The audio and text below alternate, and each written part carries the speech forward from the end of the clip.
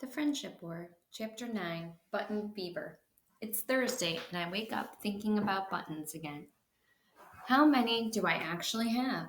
Which color do I have the most of? How many of each size do I have?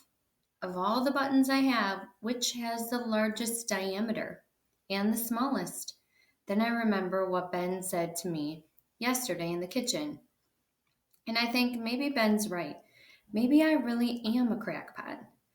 45 minutes later, I feel even more like an oddball because right before I leave the house to go to the bus stop, I run upstairs to my room and grab a big handful of cranberry red buttons and toss them into my backpack.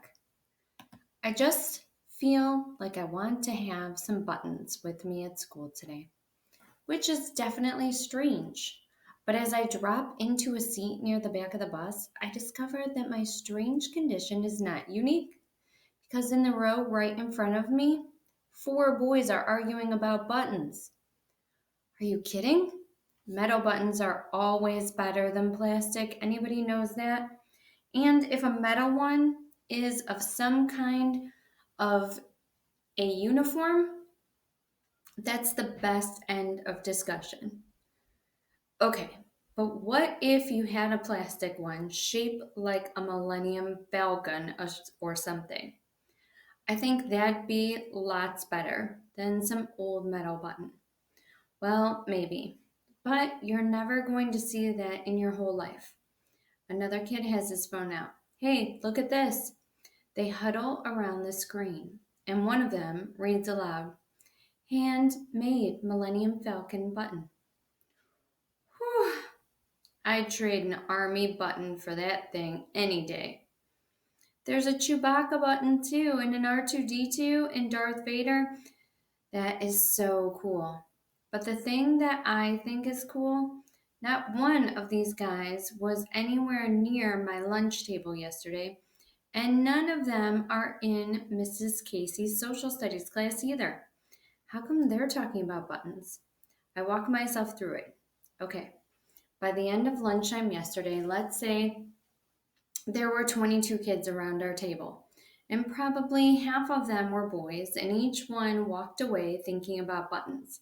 Plus, each one had 7 or 8 new buttons in his pocket, and let's say those 11 guys each mentioned buttons or showed some to 3 other guys, then that would be 33 more boys, and if each of them mentioned buttons to 3 or 4 others, then just like that, we're up to more than 100 guys with a brand new interest in buttons. It's a decent theory, but I need to test it. Excuse me, I heard what you guys were saying just now. How come you're talking about buttons? The boys with the phone turns and looks at me. Everybody's talking about them. That's all. Everybody. But like, what got you started talking about buttons? He stares at me. I don't know. Who cares? I care. I'd just like to know. And I smile at him. A different boy says, What are you, the button police or something? A kid laughs and says, Look out, it's the button squad. Another guy snarls in a deep voice, All right, you punks, up against the wall and hand over all your buttons. They keep goofing and laughing, and some of the other boys near the back of the bus join in. So I guess this has turned into an experiment about guys showing off for each other, or maybe just showing off for me. But science keeps marching forward no matter what. And I remember something that might be useful. I reach into the bottom of my book bag, grab some buttons, and face the boys again. Hey, phone guy. The kid looks up from his screen. What? I hold out my hand. These aren't metal, but I've got some questions, and I'll give you 2 of these blood red buttons for each question you can answer. Deal? Now I've got the whole group's attention. The kid with the phone smiles. Sure, deal. Okay, so when did you start thinking about buttons?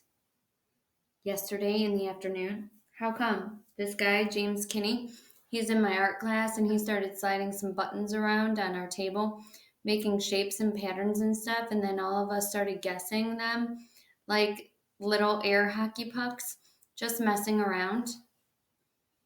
And everybody thought they were cool. Great, that's all I wanted to know. Thanks. I dropped 4 blood red buttons into his outstretched hand, a very small price to pay for totally proving a theory. I stay on high alert during the rest of my ride to school, and also as I walk through the halls after we arrive, and I observe 6 more conversations about buttons. When I get to homeroom, I'm a little out of breath. I look for Ellie. She's over by the windows with Taylor, Brooke, and Diana. Hi guys, you'll never guess what happened on the bus. Wait, Ellie says, and then she sticks her arm in front of my eyes. What do you think? She has a bracelet on her wrist, and it's made of small white buttons. Brooke says, isn't it beautiful? Taylor adds, and the buttons are all made out of seashells, right? Ellie nods. They're mother of pearl. All I did was string them like little flat beads onto this thin elastic cord, and now I can stretch it on and off just like a candy charm bracelet. Here. Ellie rolls it off, lifts my left hand, and slips it onto my wrist. I hold out my arm and study the bracelet. Again, Ellie has surprised me. I can't remember her ever doing something creative like this. It looks great on you. Do you want to keep it until lunch? It's really pretty, but I think you should wear it, I say and hand it to her. Okay, I can see Ellie's glad I gave her a bracelet back. Then Taylor says, hey, you started to tell us something about your bus, right? Oh, that. It wasn't important. Which isn't quite true, but I'm thinking like a scientist now. At least I'm trying to. Because I want to see if the kids are behaving in a certain way and also why. So, should I go around talking about this particular condition that I'm analyzing? No, because that could start changing the results of my own study, which is bad science, especially if I talk about this condition with people who I think already have the condition I'm observing. And these girls, they absolutely have the condition. They've got button fever. I mean, I've got button fever too, but here's the thing I know. Here's the thing. I know I've got it. Ellie, Taylor, Brooke, and Diana, they're like those boys on the bus.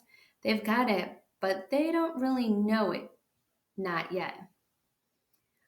Once the day begins, I stay close to Ellie. Whenever we have classes together, or when I see her in the halls and at lunch, each time she shows me her bracelet to someone, or each time someone notices it or asks about it, I make a detailed note.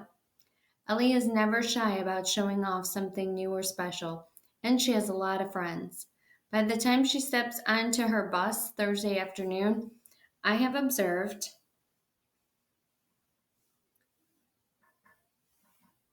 39 girls and 12 boys in grades 4, 5, and 6 who each got an up close look at Ellie's bracelet. That's 51 kids.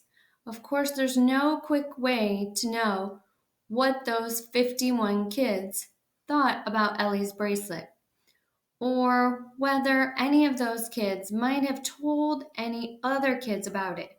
And I'm sure Ellie showed her bracelet to some additional kids when I wasn't around.